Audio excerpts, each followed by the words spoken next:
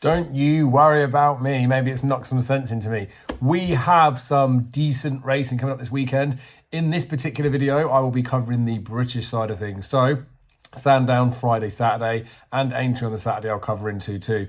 There will be a separate video coming up for Fairy House where I'll be looking at their Saturday and Sunday fixtures.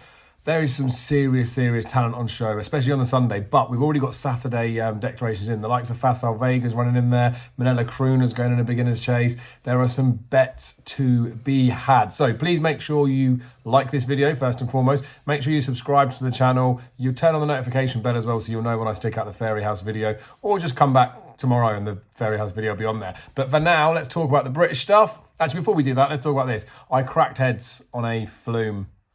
You should see the state of the other person. Anywho, on to this. Sandown, we're going to talk about that Friday. As I say, there's some decent racing. There's a few that I'm going to be looking at betting into. So I talked last weekend, I did a few like 50 quids here and there. Talked about Lucia if I can get in at twos. Didn't actually get in at twos, so that semi-annoyed me. But there's a few that I think I might be getting a few quid on. So we'll go through Sandown. There's not an abundance of racing that I want to get stuck into, but there is some good racing nonetheless. The first race, the Amateur Jockeys Handicap Chase, just want to quickly loosely touch on this, that I did look at Valshida. I was hoping to be getting bigger than 2-1, probably more from a value element than anything else, and it's 11 to 8 poke, so leave that one alone. Way too short a price. The Novices Limited Handicap Chase a little bit later on, 145. Milan Bridge is in there. Tongue Tie got the walk over at Ascot last time. Nichols did make lots of comments and references that they'll expect him to have won that day. I then expect him to go on and pick up another win after, for the fact that he's not going to be penalised for that first win. So he was of an interest to me. The race doesn't look that great, to be honest with you. He is priced about 7-4, which is borderline on the line. I was thinking hopefully I might be able to get some 5-2 about him. So again, from a price perspective, that's where I might go in for him. In the Ballymore Winter Novices Hurdle, I've talked about this race over the years many a time, that it's not the best pointer towards a Cheltenham Festival winner. Specifically not for the same season. There are some nice types that are in it. Man at Work, I touched on before we ran at Aintree, didn't back him. I was very impressed with that performance. Even since I've been looking at the entries today, it's been nibbled from 5-2 into 9-4. I don't like the Maximilian Northern form. I talked about it when Ribble Valley came down to Ascot. I don't think it stands up. He does look like a very nice horse though, so potential exception in there, but he is making up a bit of the market. Henry II for Paul Nicholls and Harry Cobden. I wasn't impressed with the performance at Chepstow, to be honest with you. I know when I spoke to Darren about it a little bit, he thought that Chianti Classico could be an all right horse. He didn't mind the form, to be honest with you. And then he did remind me that this isn't the strongest of Grade 2s historically. So I can see why he is where he is in the market. But Man at Work, I did think that I'd like to have a bet on him at twos. Doesn't get any age allowance in here. Sometimes the 4-year-olds might get £1 or a couple of pounds from the 5-year-olds in here, but I was pretty impressed with Man at Work. He is 5-2 into 9-4 now. I can see him shortening up even further. I suspect he would have picked up a lot from that first run.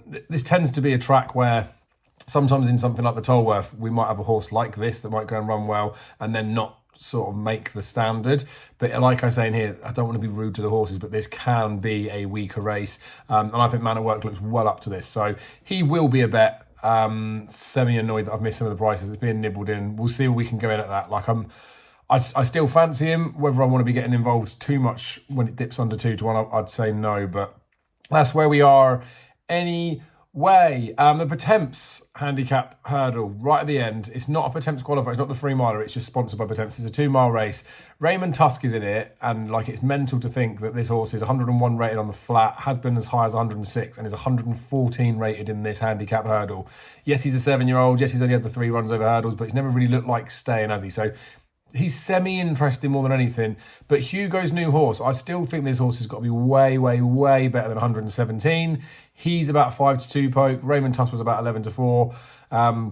I could be tempted to back Hugo's new horse, but I would like to see a bit bigger price than that. I'd want to be taking maybe 7-2 plus on that horse, with the potential to maybe trade it in running, because I think he'll be pretty forward in this race.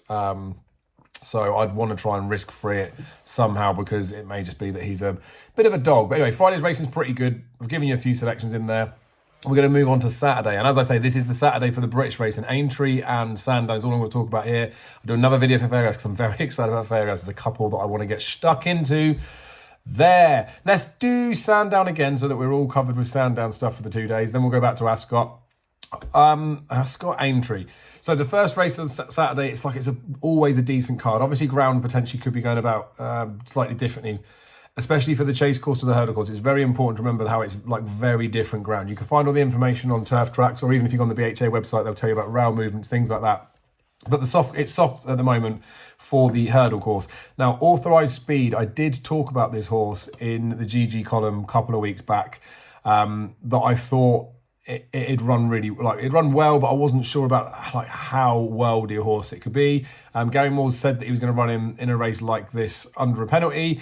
He does take on Immortal for Nicky Henderson, who Nicky Henderson talked about this horse maybe last week, something around Newbury time he was talking about this horse.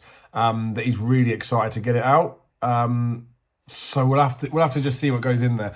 I don't know how they're really going to price this race. I was trying to pick out some prices to see if I could work out what the market would be and like a tissue for it, just to see if we might get a bit of a price on this Authorised Speed. But I don't think there's much depth in the race. I was also quite staggered to see Harry Cobden riding for Dan Skelton and William of York. I thought it was a misprint to begin with, so that's... Don't even know how many times Cobden's even ridden for Dan Skelton, but is what it is. So yeah, we'll have to see. I think this Authorised Speed does look like he should be the best horse in the race. Immortal's going to have to run to high 130s, if not a 140 on debut, which is a bit of an ask, especially with him being 4 and it's his first ever start on a race course. So it has to be pretty special. I think Authorised Speed should win. I suspect Authorised Speed would be sub 6-4 and potentially odds on. So if he was any bigger than that, I'd be tempted to have a go. We'll have to keep an eye on first prices because you can't really get stuck into too much there. There is a mare's handicap hurdle, which I just want to quickly touch on one horse in here, which is a horse called Plenty of Time. Harry Cobden's going to ride this one for Gay Kellaway. It's under the Sherborne Utilities ownership, and there was a few of these horses I talked about a little while back that they seemed, I don't know what was going on with them. Sid Hosey seems to be trading loads of them at the minute.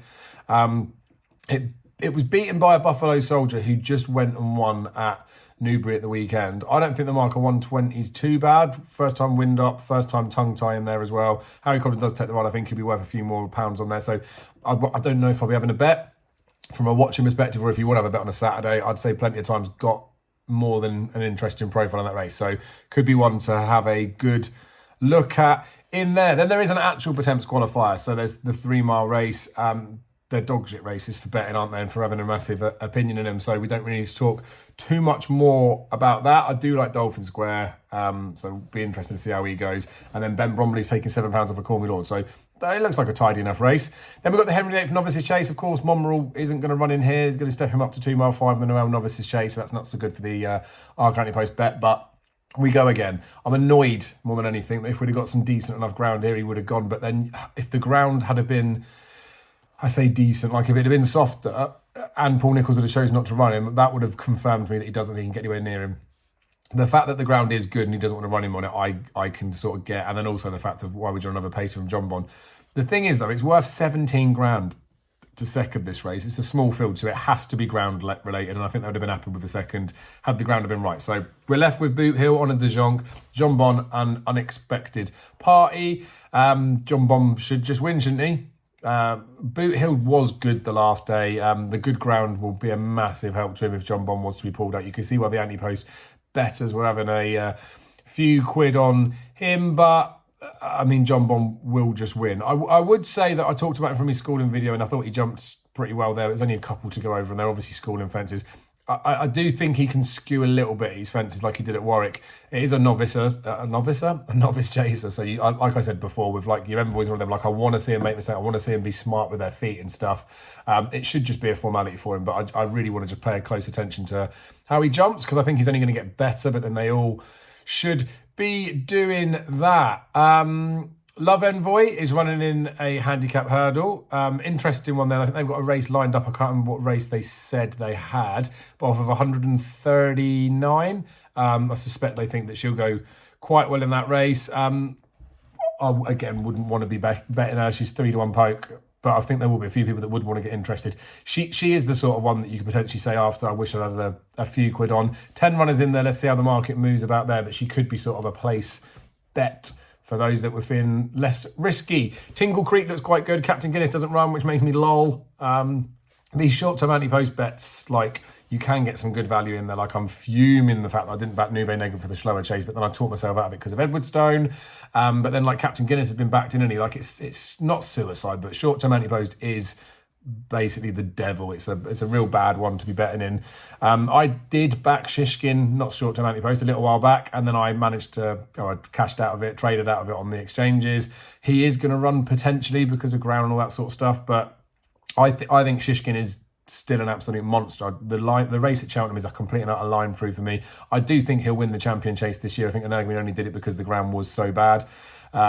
Obviously, if he's going to go and do that, he does need to be going beating Grenadine, essentially in Grenadine's own backyard. So I'm buzzing about this race. I pray that they all line up. I mean, I don't really care for or care about Edwardstone in the race. It's much about Shishkin for me and solely about him.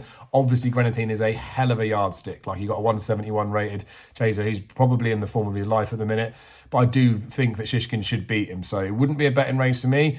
I'd be keen to just see how well Shishkin runs with a view that he's going to be a champion chaser. He's 4-1 for the champion chase, and he's so skinny enough, given the fact that he has got to come out and prove it here. And it's, like I say, not a gimme against Grenadine. So that's my thoughts for the Saturday racing at Sandown. There's a couple of bets I've sort of mentioned in there loosely, so hopefully you're making pen and paper. If anyone wants to chuck them down in the comments, feel free, make my life easier. Then we go over to Aintree. Pleasant Man runs for Paul Nicholls. This horse was running the Adonis last year, so as a juvenile, and they tend to do this with the horses where they're like, well, we don't know how good they're going to be. Let's just shove them in this really hard race, and if you lose your novice status in a grade 1 or a grade 2, then all the better for it. Was poor. The breeding is very, very, very flat, like not even staying flat. So I'm just keen to watch how this one runs. There wouldn't be a bet in there, but just keen to watch it run. There's a juvenile fillies listed race where a few Irish runners come over. I don't think it's going to be any use going forward, and there'll potentially be something that will win well in there that will run in the Boodles nearer to Cheltenham. I would just say line. They're not going to be the best of the best in there, so enjoy the race, but don't get too excited about anything in there. Many Clouds Chase. I would think the market's got it right with a Hoisinho being favourite. I think Chantry House is the most likely horse to beat him up. They've both won the novice race in the last couple of years. At Aintree, Chantry House was slightly different, wasn't he, with a horse falling in front of him, but did batter Chamblou.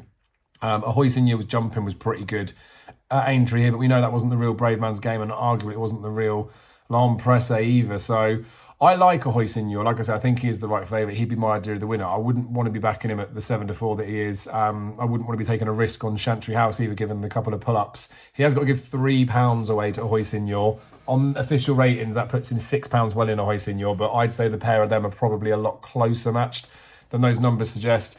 A Hoisinho will be more prepped for this than he would have been for the Charlie Hall, though, so I do expect a Hoisinho to win, and I do like the horse. Really does need to sort his jumping out, though, and he's another one of those. I touched on it, I think, even in the anti-post bet video yesterday, which if you haven't seen, go check that out. Don't know why I put a finger up. There's no bloody link up there, is there? But go find it. Like, he's a big horse, and as much people say, oh, he's a massive big horse, he's really, really good. Like that Hillcrest. For a horse to be an abnormal size, to be commentable upon, means that it is abnormal. It's not the norm, and they're bred to be physical specimens at their peak. So if something's a really big horse, it's not necessarily a good thing. He's not overly big, a Hoisinho, but he's just a big chaser. So that's potentially going to reach the point where he may just never iron out those jumping problems. The Beecher, I don't really like anything in there. It's not my type of thing in there. Guest Kill will be in the thumbnail. Thought that ran well behind Our Dancer. Willie Munning sends a couple over, Recite a Prayer, but Captain Kangaroo is probably more interesting. Again, I won't be having a bet in there. I'm sure there's some people that do know a bit more about this sphere than I do. So again, comment below if there's one you fancy in the Beecher, whatever we would call it. Then there's a handicap chase of this, which is semi-interesting. Brave Siaska's in there for Venetia Williams. I also like Riders on the Storm. I think he's running that race where he beat Hitman and beat Garlaw was pretty good. He's installed as the 2-1 favourite. I do think Brave Siaska can run really well off of that 1-4-6. So I think it looks a pretty tidy race, to be honest with you. It will not probably be one that I want to get stuck into in terms of betting. If I was going to be having a bet in here, I would probably look more towards Brave Siaska, because I do think that horse is a high 140, so it's about right with the mark. There's potential progression within there. So he did fall, didn't he? And it was a bad fall, really. So we'll see how he goes. I know there'll be lots to talk about Venetia being in form. put a link on my pinned post on Twitter about the trainer form using the trainer form from Racing Post. Stick it in an Excel sheet that I've shared. There's a link in that again in there, and it tells you what the actual form is. So just have a look at that. But yeah, Riders on the Storm would be the one. Again, he's just a bit too short. If it had been like a 4 or 5 to 1 shot, I'd be hammering the pants off him in an each way muggy bet. There's a handicap hurdle at the end of the card, which looks quite good as well. We've got Walking on Air in here for Nicky Henderson. Was well backed for Newbury, didn't run. Pulled up at this meeting when it ran as a novice. I just can't get a handle on this horse in the slightest. I don't think anyone really could. So if 132, you'd expect him to be bigger with the hype that was around him, but you don't know that. Size and Popsy will be showing up maybe on the Racing Post site in the Kenny Alexander Silks. He's part owner of that horse, running well. Potentially off the handicap hurdle of 133, could run all right, to be fair, so could be in the shake-up. Langadan's there, course and distance winner, of course, was pretty poor, let's be honest, in that race at Aintree, where bringing up a Storm unseated and then Voiderev battered him and Dashwood Rasher did that was a worry. But whether he was being saved to be set up for this, I don't know. Even horses like Bold Planet, potentially on their best form, could run quite well off their current marks. I mean, does need to be more progressive, but did look like it could be something.